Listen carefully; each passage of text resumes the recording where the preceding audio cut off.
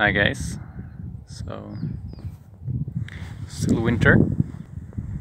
It's a lake where I stay.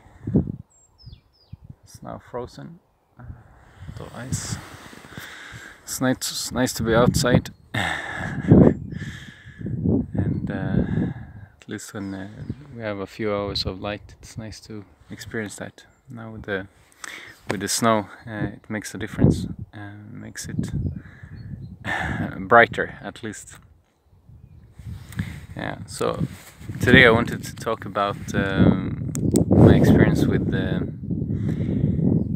herbal medicines and modern medicines when it comes to stomach upsets and typhoid and amoeba that I've got as I've been in Kenya. And this has actually been the diseases that have been most frequent for me. I've had a lot of stomach problems in my early times in Kenya. The first 2 years I had a very big problem, and when you get to the stomach problems, it interfered with my traveling also, because for 1 or 2 weeks then I just had to stay and heal, and then for some weeks I was okay, and then get some disease again. So among the diseases I've got frequently, it has been typhoid and amoeba and malaria. But going back to now, the typhoid and amoeba and other stomach upsets, I've not been so happy with the modern medicines.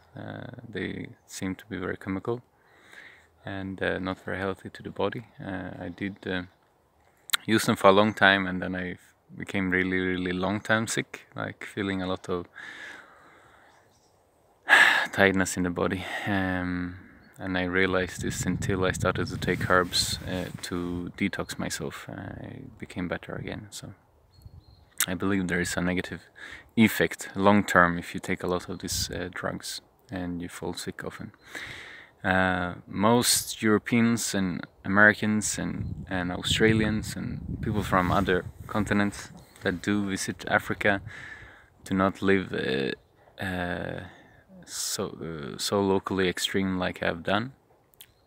So, but if you intend to do so, you expect to have to get some diseases from the food, from the water, from if you don't wash your hands well, it gives that stomach disease. Stomach disease can happen very frequently. And there is one disease that you should be very observant about, and that's cholera, because it can kill you. I've never gotten cholera, and usually it happens in outbreaks. So research about it, and do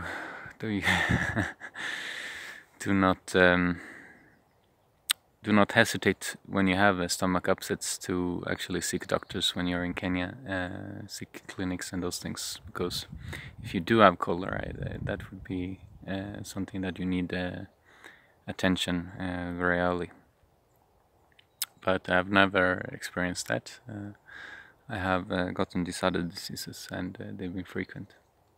So after I had some period that I used the Maasai herbs for detoxing my body from the medicine, I started to get that interest of learning about the Maasai herbs, and over the years I've experienced with quite a lot of them. I've been having these diseases frequently,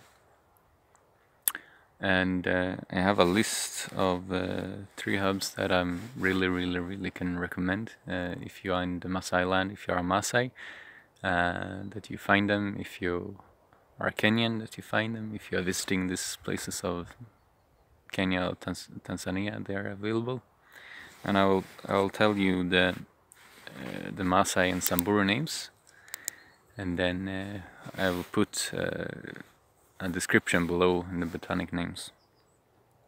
And the first the first one that I really can recommend is something called Seketek, and Seketek is a Maasai name.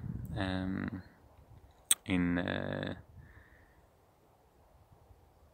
Samburu nowadays they use another word called Sutton, and they are small seeds. I have other videos where I've used them. You can check them out, and something really nice. So I've used them several times, and I've gotten the same experience every time. That they have really helped. So they're small seeds. You crush them and then you put them in water or your coffee or your tea or whatever you want to drink, and you drink it. And every time it has taken about 2 hours, and then I have no symptoms again about running stomach and pain in stomach, and everything is just smooth. So very antibiotic herb, very useful. And you'll find this herb in it grows in the Kilimanjaro forest, in the Mau forest, and in Samburu it also grows in a mountain forest close to Warburgia in the northern side. Yeah, it's very affordable. You can get 100 grams. You can get it for nothing. In some places they are more affordable. Samburu is the most affordable place, and if you can get them in Narok, they are also affordable. If you can get them in Tanzania, they are also affordable.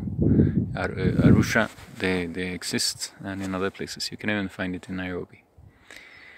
And I used to buy 100 grams for less than $1, half a dollar, and it can take me for a very long time if I just use it for that purpose.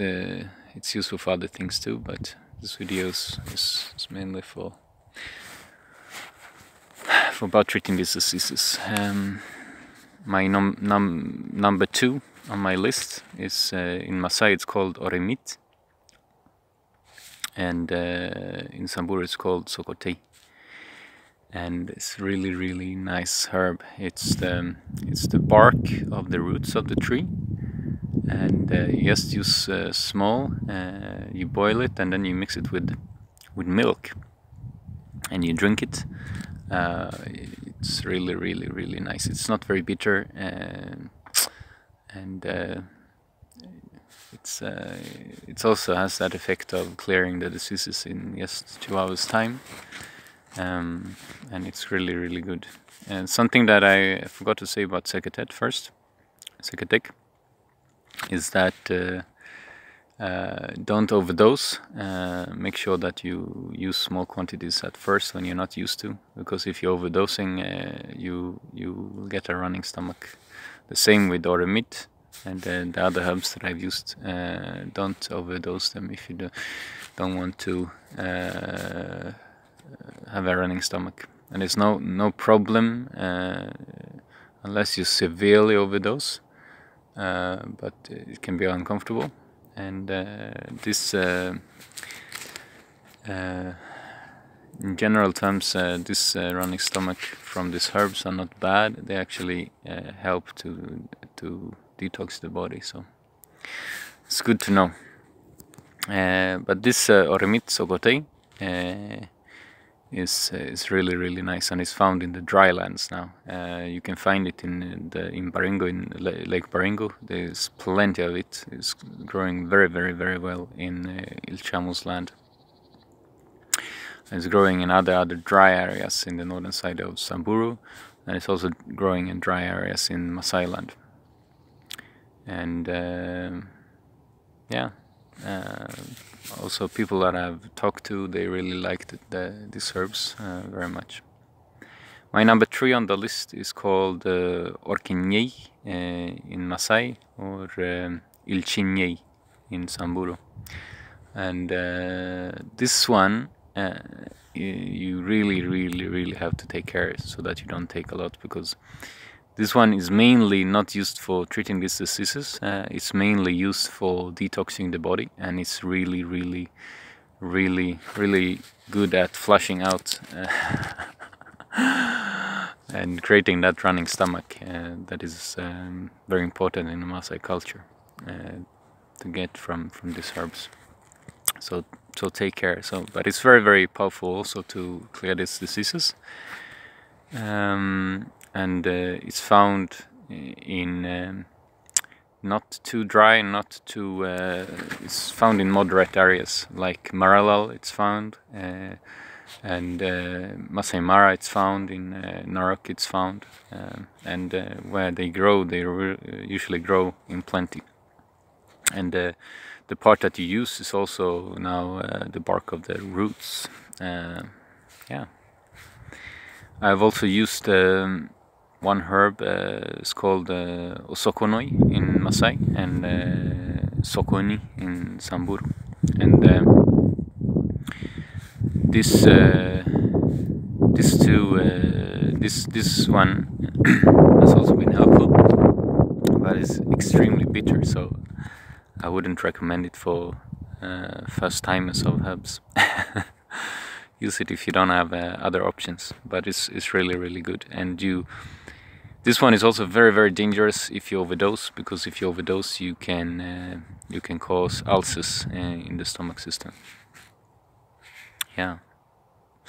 So check down below for more information about these herbs and the names, and you'll also find other herbs that is said to be useful for the stomach upsets, but I've not yet tried them. But there are many. Maasai herbs are really many and really great. So many of them. So yeah, I hope you learned something new. Talk to you next time.